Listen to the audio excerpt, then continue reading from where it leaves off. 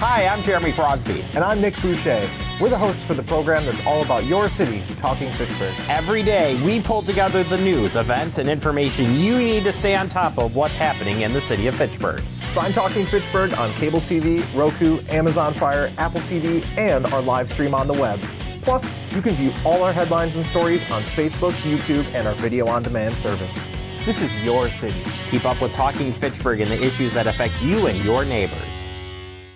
Want to know what's happening in your city? Get Notify Me messages from the City of Fitchburg. Visit fitchburgwi.gov on your computer or mobile device and select the big Notify Me button on the left. Enter your email and/or phone number, whichever is best for you to get notifications. Scroll down the list and select all the topics you're interested in to receive email or text messages about. You'll be notified every time one of your topics is updated. Sign up for Notify Me, one more way to keep up with your Fitchburg government.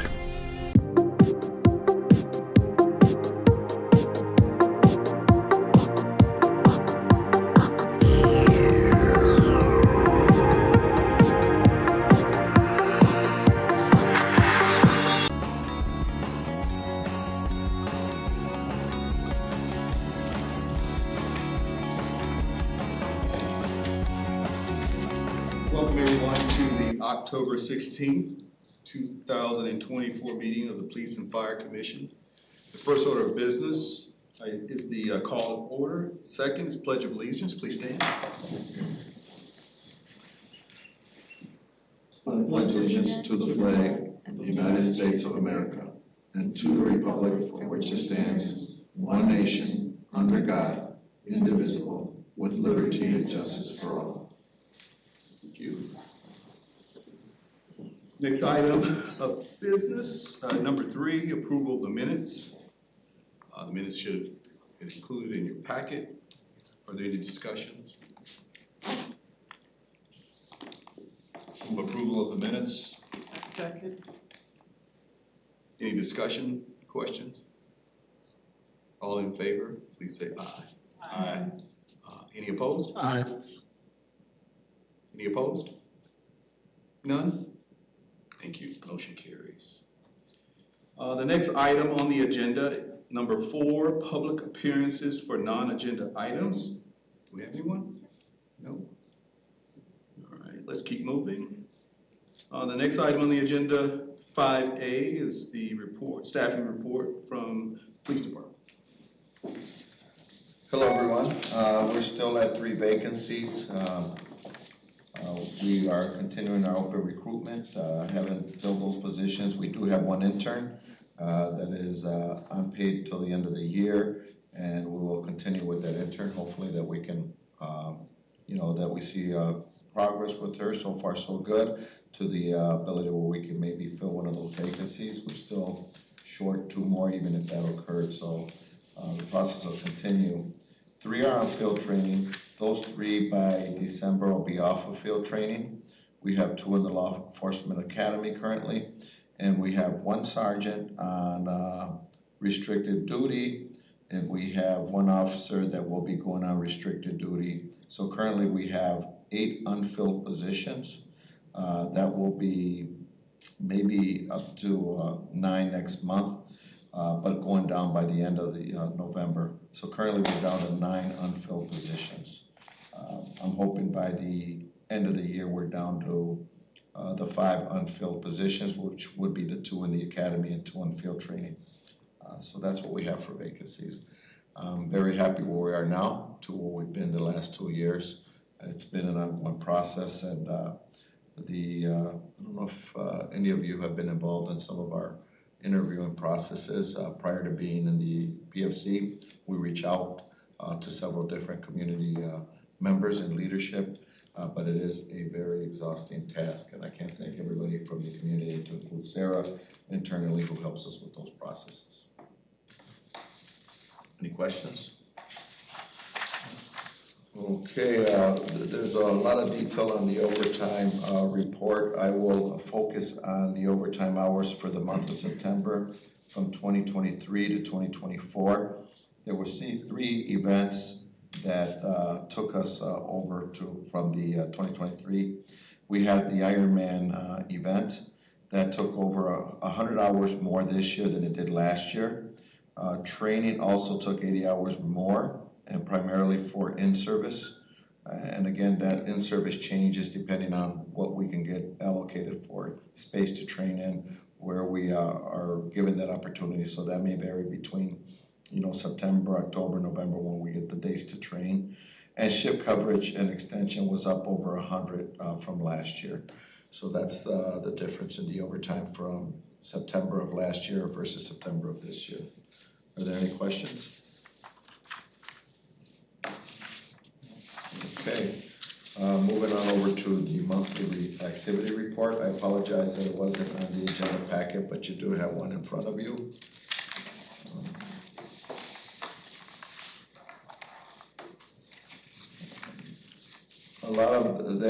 There's a large portion of narrative that can give you the notable event for the month. I could tell you in generalities, citizen-generated calls for service are continuing to trend up, as well as the officer-initiated calls for service.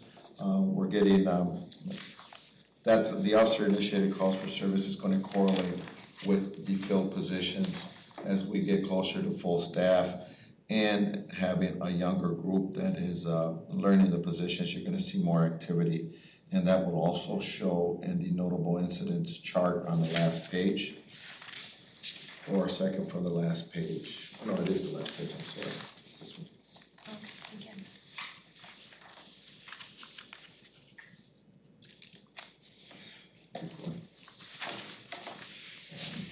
Where it shows on our notable incidents, we are still doing pretty good. The green shows what we are down from last year. The ones that I am very proud of is our gun-related offenses, our shots fired. We're down by a number of 47 overall incidents versus last year to date. And our auto thefts and burglaries are down. Theft from auto is trending up. And we are up just shortly. I would say we're consistent with domestic violence. We do have a domestic violence unit that I check in with regularly. We started that team last year, so they're still young and learning and connecting with the different resources we have, not only in Fitchburg, but in Dane County, most of those that come from Madison. So I'm hoping we can get a better track on that as in many cities, the egg assaults as they relate to domestic violence are always a driver of crime numbers. Traffic crashes are trending down, and if you look at the bottom chart where you see traffic stops, I've sat down and talked to the mayor. I think our crashes are going to correlate with the traffic activity that we have. Having such a young staff that's able to get out there and learn their job, you're seeing more visibility of us conducting traffic stops, and hence you see traffic crashes go down. Any questions? Yes, Chief, on the, back to the theft from auto, the numbers are up, as you pointed out, year-to-date 14. What are you seeing kind of metro-wide, Madison area? Are we consistent to what potentially other precincts are seeing? Correct. Those are some things that currently we have to manually do. I've been in communication with some of the surrounding cities that we need to do a better job at sharing that type of information. What I would like to show to you, I invited you all to the Common Council, the Committee of the Whole meeting from a couple of weeks ago, where we bring data. This type of data isn't easy to pull. Once you set the parameters and what you want to put in there, then it's easier to pull regularly after that. But I sent a captain and a sergeant for training on how to pull data. As they learn more, they're going to get better at it. But many of the cities around here don't have that. So we wanted to compare. What are we going to compare each other to? Most often, what I do on our weekly crime brief is, do we notice something trending? And then we have to manually communicate with the other cities and see what's trending with them. As far as entry into autos, that's been trending primarily in the city of Fitchburg, and the borderline of Madison. I wouldn't say it's trending more in our side-by-side cities like Verona, Monona, and Sun Prairie, or Middleton. That's more of a Madison, Fitchburg issue. What I've noticed and what I've given credit to the county as a whole is the auto thefts.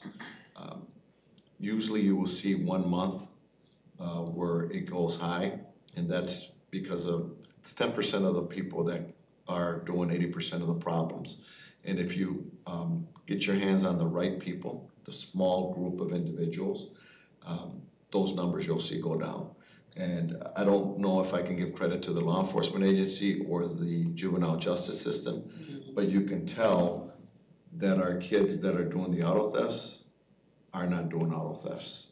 And I shouldn't say they're not, they're doing them, but the ones that really drive the numbers are someone has contact with them when they're not doing it, whether they're, in custody somewhere, or they have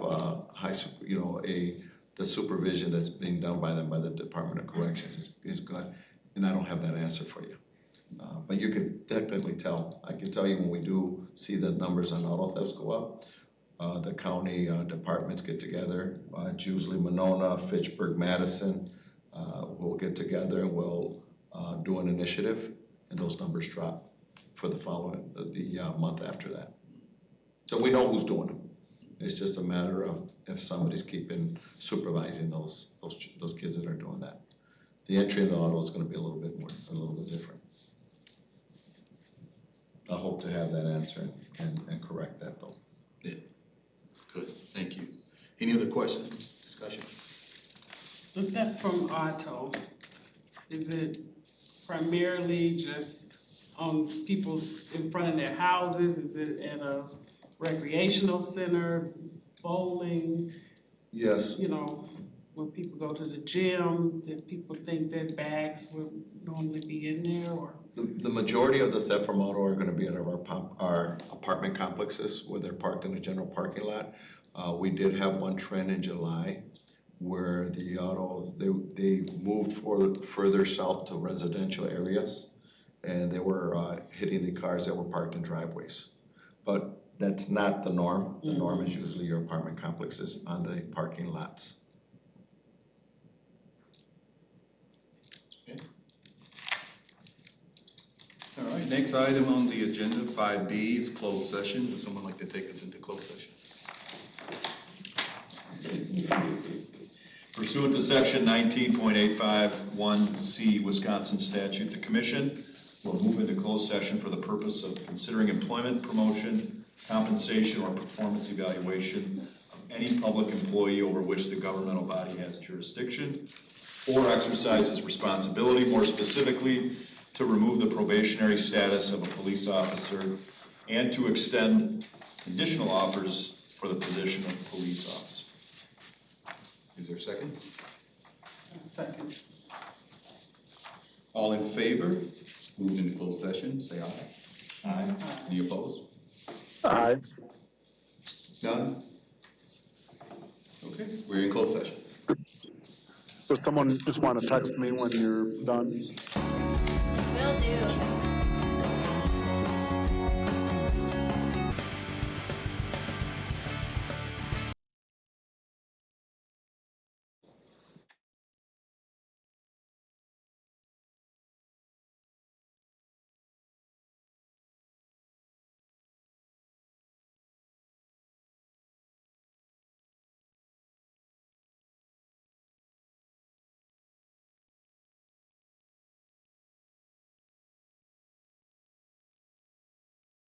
Move the probationary status for Officer Matthew Lutke and appoint him to regular officer status. Congratulations, Officer Lutke.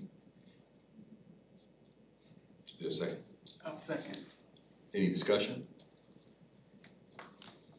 All those in favor say aye. Aye. Any opposed? None? Motion carries. I'll abstain since I wasn't in the closed session. Thank you. Okay. Next item on the agenda is 6A, the staffing report from the fire department. Good evening. As of September 30th, we really have had no changes since last month.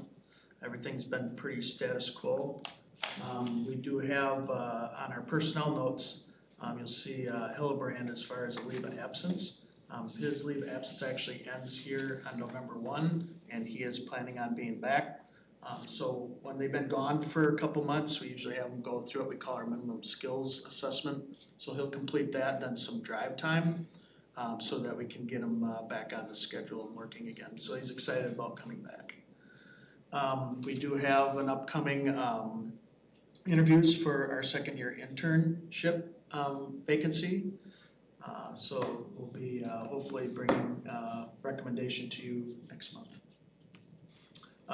Moving down to overtime, as you can see, our overtime numbers are increasing. A lot of our firefighters, or I should say staff, save a lot of their paid time off to this time of the year. Live in Wisconsin, they like to hunt. So you're gonna see those numbers increase. September for mandates, we are down a little with only 5. And then we break them out down at the very bottom on what those mandates were. Are there any questions to our staffing report? I know it's pretty simple, but like I said, pretty status quo. Chief, so you spoke briefly about September overtime. Certainly it's doubled, and you just gave us. Yep. That's largely the driver, just Yep. hunting season and. Yep, yeah, we've not really had anybody out sick, or we have one out that's on FMLA, but he's been working numerous shifts, but it simply comes down to people taking time off. Any other questions, discussion? No, okay. And then our activity report, just briefly, we had saw a little decline in our numbers as far as response in September, but we're still about 230 some calls over where we were at this time last year, and our response times are about the same. We're usually right between that 5 minutes, 30 seconds to 6 minutes. So if you have any questions from the activity report, be happy to take them. Thanks.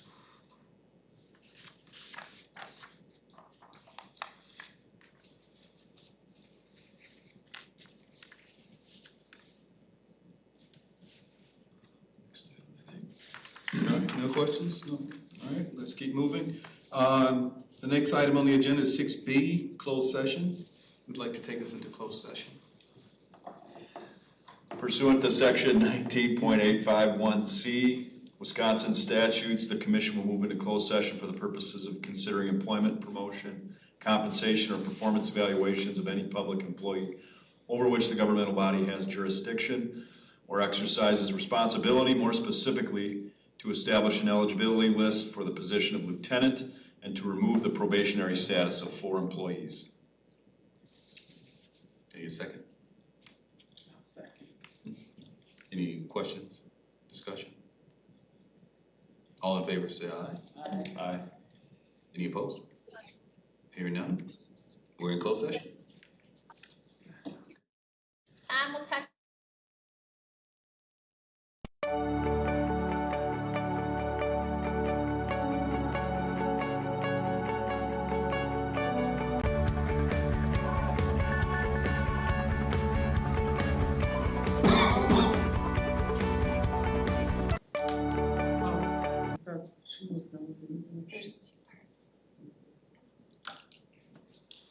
We are returning from closed session. Any action to be taken on items discussed in closed session? I move to approve the chief's recommendation to establish a 12-month eligibility list for the position of lieutenant.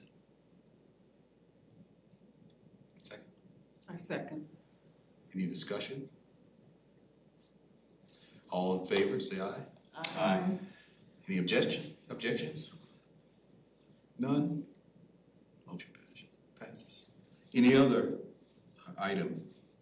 Yes, to remove the probationary status for 4 employees, Garrett Christensen, Austin Lynch, Hannah Terrence, and Cole CG. Second. Any discussion? All in favor, say aye. Aye. Any objections? Hearing none, motion passes. All right, we're now on item 6D of the agenda, Fire Chief Recruitment Timeline and Process Discussion. All right, so I've got a little presentation for you up here.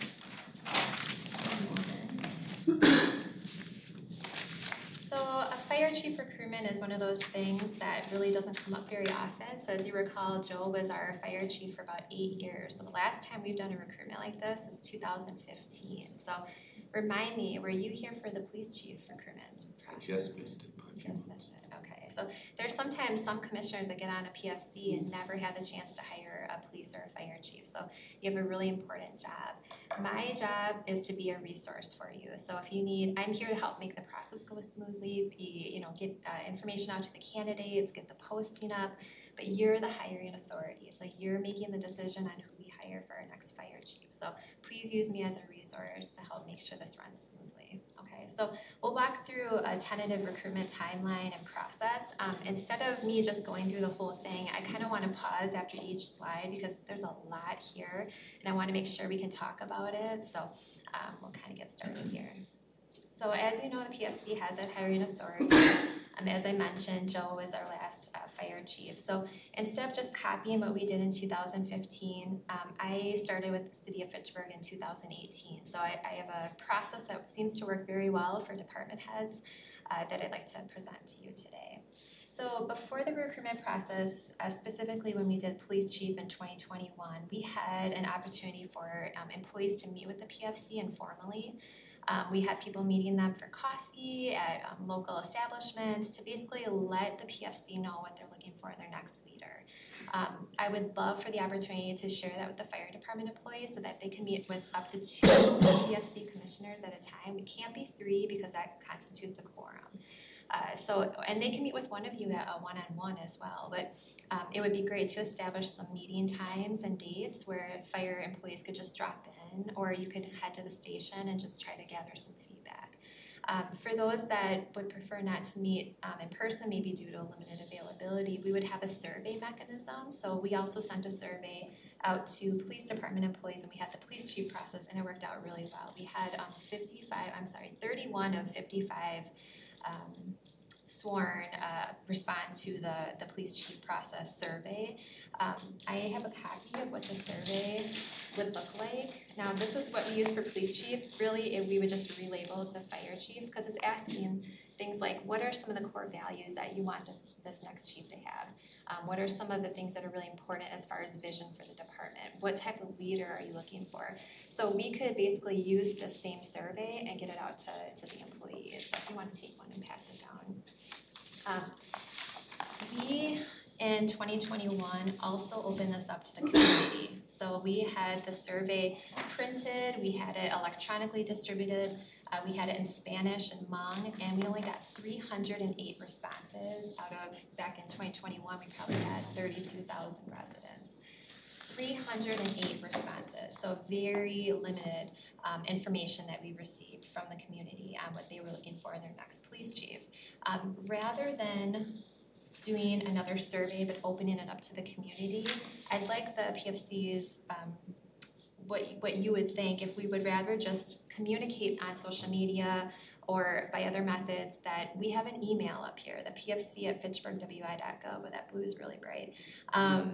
Or they can even come to PFC meetings and speak to the commission, whether it's before a meeting or set up other ways for people to provide feedback, because there's a lot of survey fatigue right now. We've got elections, you've got the strategic plan, the referendum survey that went out to Fitchburg residents. So I'm a little worried about sending out a survey to the community asking about what they are looking for in a fire chief. And rather than that, my recommendation would be that we should point out that we do meet as a commission once a month, and we have this email address. Just to give you an idea of what outreach was like when we only got 308 responses, is that we had it shared with residents' emails, through our council members. We had commissioners walking door to door, giving paper copies to people. Not always welcomed and not always returned. So I think from the paper copies, we got 16 paper survey responses back. So very limited information. So if you want to take one down and pass it around, this is what we use for outreach. And so I am open if the commission wants to survey the community. I'm here to put these into practice, but HR's recommendation is that we survey the employees in the fire department, and then just make sure the community knows how to share feedback with you as it relates to the survey. So the second part of this is the equitable hiring tool. Has anyone heard of the hiring tool? So this is from GARE, Government Alliance on Race and Equity. I'm going to pass, I only printed 3 because there's a lot of pages, so I can email this out to you as well. We're not making any decisions today, so please don't feel like you have to know what we're going to do. You don't need to tell me now. If you want to have a community survey, you can kind of mull on it. So today is really just discussing the process and then something for you to think about, and then at a future meeting we can actually approve everything. So. But the hiring tool gets together a group of stakeholders, community members, a commissioner from the PFC. We use this for the police chief process, and the goal is that it puts an equity lens on everything we're doing from the beginning all the way until the end. So we have a team that looks over the job posting, the qualifications, where we're going to advertise, who's going to be on hiring panels. They make recommendations that I'll bring back to the commission, and you can decide, is that what we want to do or not. They're not making these decisions, but they're more advisory. So they're giving you, here's what you could do. So like I mentioned, a PFC commissioner could be on that equitable hiring tool meeting. And I've used it for almost all department head searches, as well as we had a failed recruitment for the community development specialist, and we brought a team together to use it, and we had a really successful recruitment and hire from it. So I really believe in the tool. It's adapted from the city of Madison, where I used it, and they've allowed us to be able to kind of adapt it to Fitchburg and use it. So before moving on to the next step, I guess I just wanted to kind of gauge the commission's thoughts on the survey, meetings with staff, and then the use of the equitable hiring tool. Because if you're okay with using the tool, I have to use that before our next meeting in November, because I'm going to be bringing you all the results. Because my goal is that we have this position filled no later than someone's in the position by mid-May or June. So I have the timeline all in here, but in order for us to keep moving forward and actually have this posted by January 2nd, I would need to meet with the hiring team, the equitable hiring tool meeting, or hold that, before the next meeting. So any thoughts? That's a lot.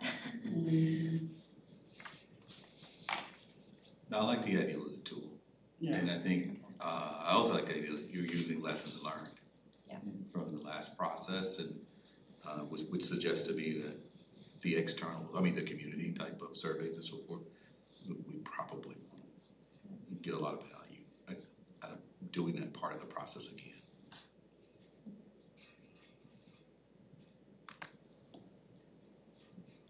Any thoughts that any of the other commissioners had? And you can mull over it, so you don't have to make any decisions. Yeah, it's just a lot in one moment, but I do appreciate a equitable hiring tool. If it's, facilitated in that manner that, here is what we're looking at and this makes sense and equitable, kind of gives rise to that discretion too that's needed when you're making a decision that, this is, somewhat equal, but to make it equitable, here's this other thing in there, and there's criteria there and it's measured. So for that, I definitely agree with Commissioner Bryan about that.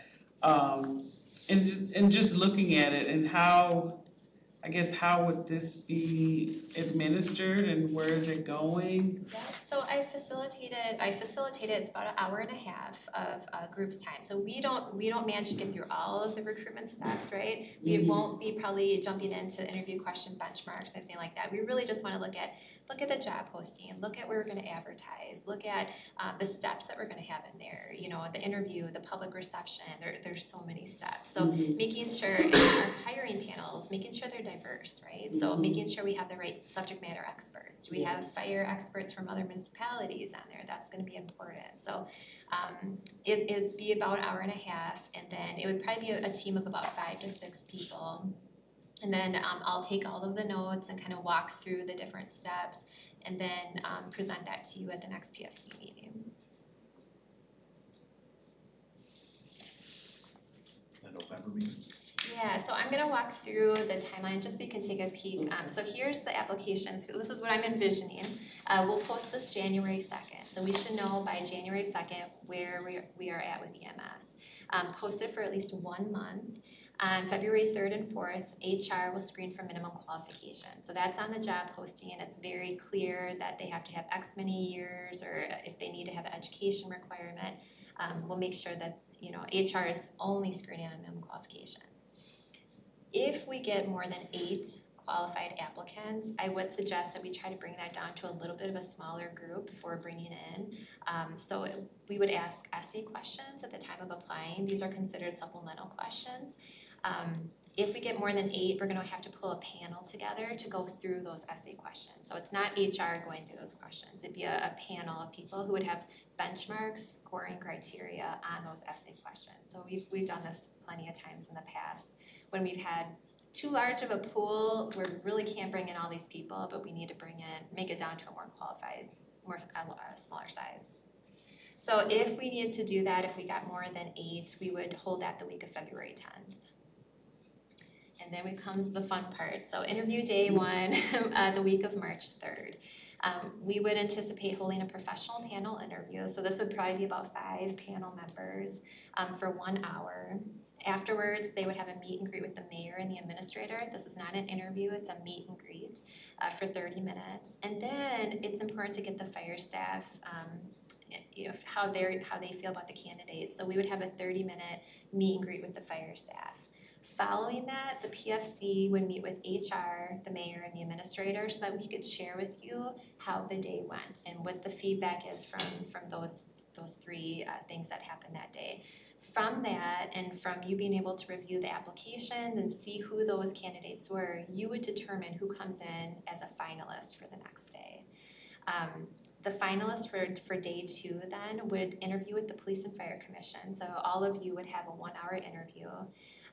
There would be a Fitchburg city tour, and then there would be the public reception piece. So this is the community's way to come in and meet the candidates. So this is pretty popular. When we had it in 2021, we had quite a bit of people. We held it at the Painters Union, so we tried to hold it in a community where near a bus line. We tried to hold it not here at City Hall. We can change this around. This is just a tentative timeline and process. You might be asking yourself, well, how come the Police and Fire Commission isn't just interviewing everyone on day 1? It's because we're probably gonna have, you know, it potentially could be 8 people. So do you want to interview all 8 people? We're talking an 8-hour day. Or you could interview the finalists, which might be 3 to 4 people on day 2 based on that professional panel of people that you've selected to help identify who your most qualified people are. So there's not a right or wrong way to do this, but I've found in the past that the Police and Fire Commission appreciates the ability to hear the feedback from day 1, select based looking at the scores, right, and looking at the applications, and then being able to meet the finalists the following day. I'm looking at timing, just like you said, if it's 8 people, the timing of day 1, here's the interview, going to the meet and greet, and then be able to discuss the finalists the next day. It seems like, oh, that's good because it's still in memory, it's quick, but it still could be also overwhelming for it to be the very next day for the people who are evaluating and what did I see in the candidates. Right. So I'm sure you are the panel interviewers or people that are used to interviewers, they have looked at the criteria, but it just seems so quick for the next day, you know, Yeah, because you still have a regular job too. Exactly, And exactly. things that you have to do, and then if it's an hour, 8 people, that's 8 hours, then you have to go back and go, here's all the candidates and this is why, because I'm sure why was this person, you know, selected, and why was this person selected both ways? So that's interesting, if that worked before. The reason we have it back-to-back is because we know we're gonna get some out-of-state candidates, and we're trying to eliminate how many times they have to fly here. I think when we had the police chief, unfortunately Al had to come 3 times, I believe, because we did it a little bit different. We did day 1, and then we had some period of time between, and then we did day 2, and then we had a second interview with the PFC. So it was much more prolonged, and unfortunately, because it is troublesome to have to fly here You constantly. had the one from Utah. And we had It was a someone from captain Utah at the time, right? So we're trying to streamline and make sure we're not eliminating processes that are really important, but that we're trying to keep it within a 2-day window so that we don't have to have people flying here all the time. Because we don't reimburse for costs to come here and interview, unfortunately. We don't have that policy in place, so it's all on their own And you time. don't have a facility to house them. No, they have to pay for their own hotel and everything. Stay at the firehouse. Right. Absolutely. Right. That should be maybe Right. part of Yeah, this. strong candidates. Yeah, they have little meals already prepared. But okay, I mean, I totally get that, but it's just Think about it. I mean, to narrow down, you know, here's my, you know, 5 even, and have it ready, so these are the finalists. I mean, that's super, if you could do that fast. Yeah. But- I welcome your feedback. If you take this away and you're like, oh, well, what about if we did this or this? I'm gonna show you some upcoming PFC meetings and maybe decisions we need to make so that we stay on. Has any of the initial interviews been virtual for those reasons and so we can bring them out once we consider them more finalists? We can definitely do that. You So know. if we decide that we're not gonna do back-to-back day 1 and day 2, maybe we wanna just do day 1 and do it a virtual option for people, we can do that, absolutely. And then we could space it so that there's more time for you to kind of meet with the different panels and think about who you wanna bring in. So that is an option, and that's a great option, because then they don't have to travel here. Or have that be available to those who have to travel. If it's the people that live a little bit closer, it may not be as big of a deal, but yeah. Definitely for the public reception that day 2, we're gonna want Yeah. everyone in person. Certainly So for however we space that. Yeah, because that's not gonna work. Right. Based on that timeline of posting in January, and if we did an early March interview process, we would be bringing the conditional offer of employment to the PFC meeting on March 19th. And then already, I realize this is a hopeful timeline, hoping that we get good candidates and we don't have to extend the period, but Yeah. then following the conditional offer of employment, we would do a background investigation. I'm kind of thinking maybe not Fitchburg PD, but an external law enforcement agency, just because sometimes, there's gonna be a lot of work with fire and police, and I don't know if the workload, I know you're understaffed right now, so I don't know if you'll have the ability to turn around a background investigation. Okay. So either way though, we would bring the finalized offer to the April PFC, so we could let you know yes or no if this person passed the background investigation. And then by giving notice, if they give notice, mid-April, they could potentially be starting with us mid-May to early June, depending on any relocation needs. So we're right on time, our target, which was, mid-May to June, which is good. But again, that means we have to have this posted by January 2nd. So upcoming meetings, these are things that we'll have to do to stay on that timeline. So November, I would bring recommendations from the equitable hiring team to you. I'll have a draft job posting ready, draft essay questions in case we have to go that route, a list of advertisement sources for the commission to review and discuss.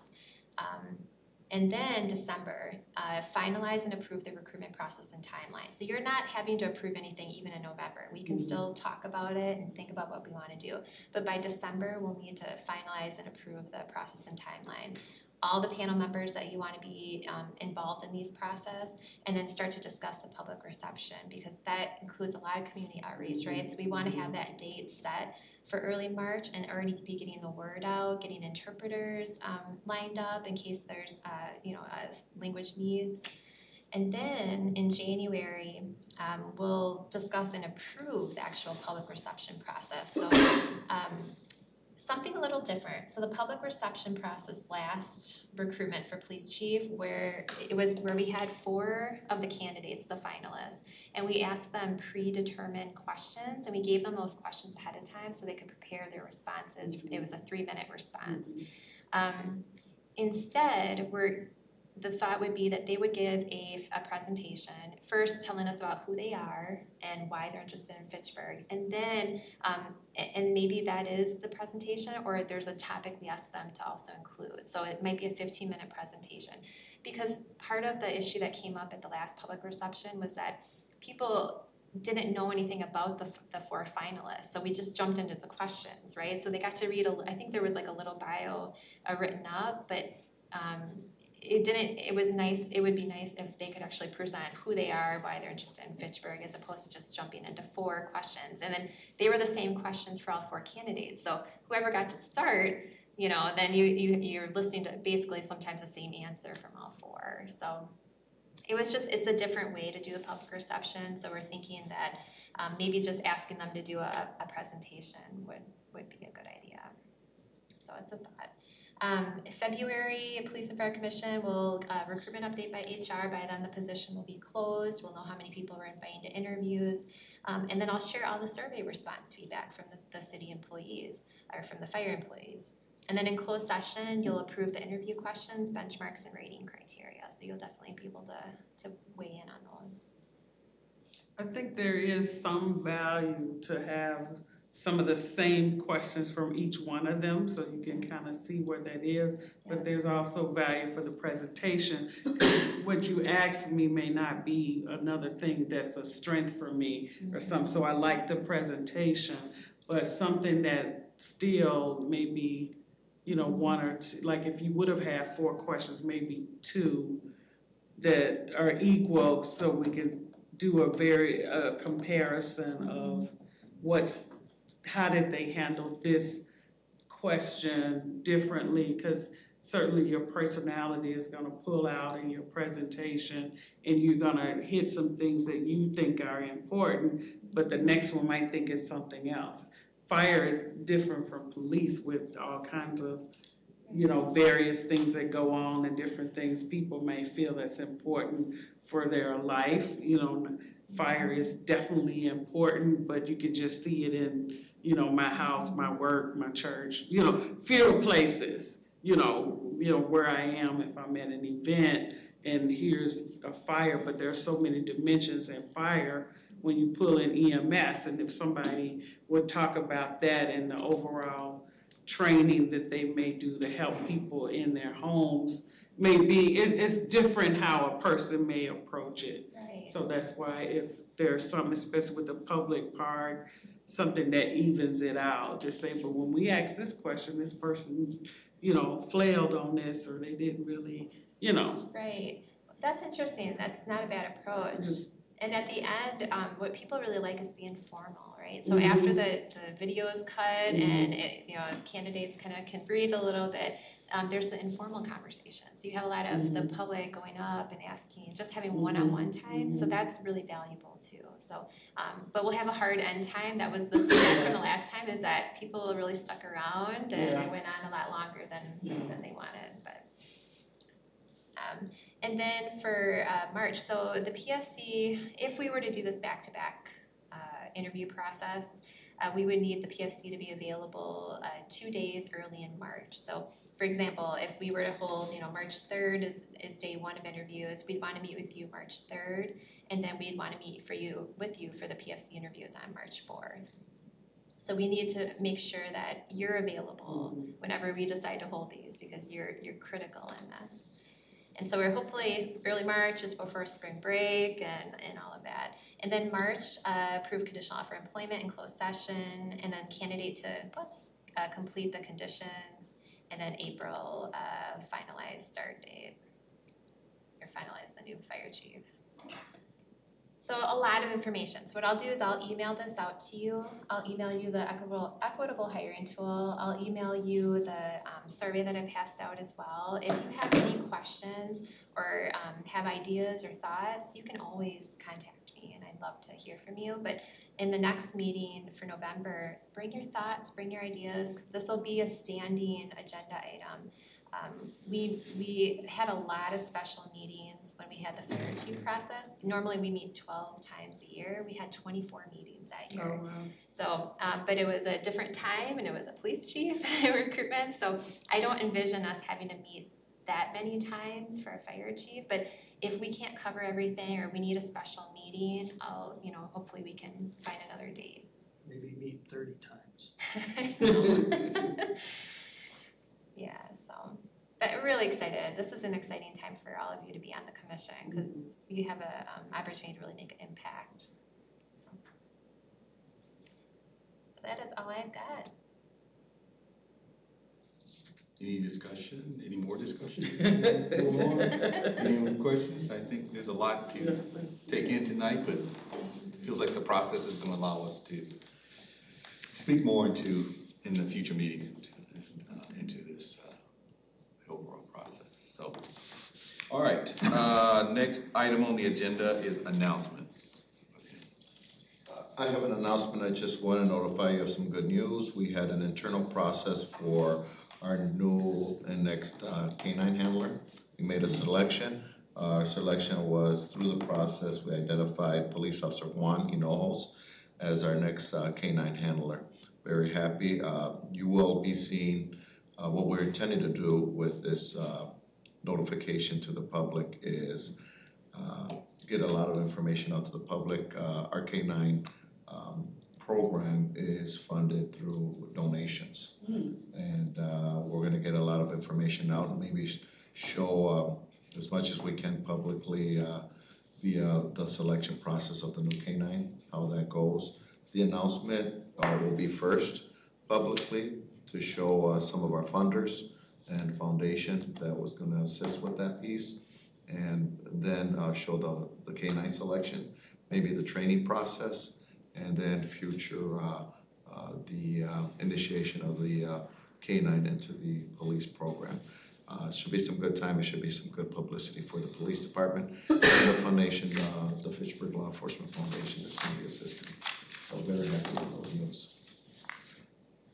Great. Yeah, that's excellent. Yes. Exciting. Yes, it is. Then I'd like to report, since we met last, we had our fire department awards ceremony the beginning of the month. That went very well deserved for the members of the department. Those that like the service awards, life safety awards, and then we had one birth back in 2023 that we recognized, and the family was there, and they were able to present the awards to the crew that was there assisting with the birth. So that was really special. So congratulations to every single one of the members that received awards that night. And then on Saturday, we had our fire prevention open house. We had it over at Firehouse 2. The Oak Bank had another event going on, their pumpkin giveaway. So kind of worked together to get and share people attending. So we had a really good attendance this year for Fire Prevention Open House, and just want to thank everybody that attended, and then the staff that was there to help out with it. So. Great, excellent. Yeah. Thank you for the update. Any other announcements? Okay, well, we're now to the last item on the agenda, number 8, adjournment. I move that the meeting be adjourned. Second. Sure, we don't need a discussion, but all in favor, say aye. Aye. Meeting adjourned. Bye, Tom. Good job. Thank you.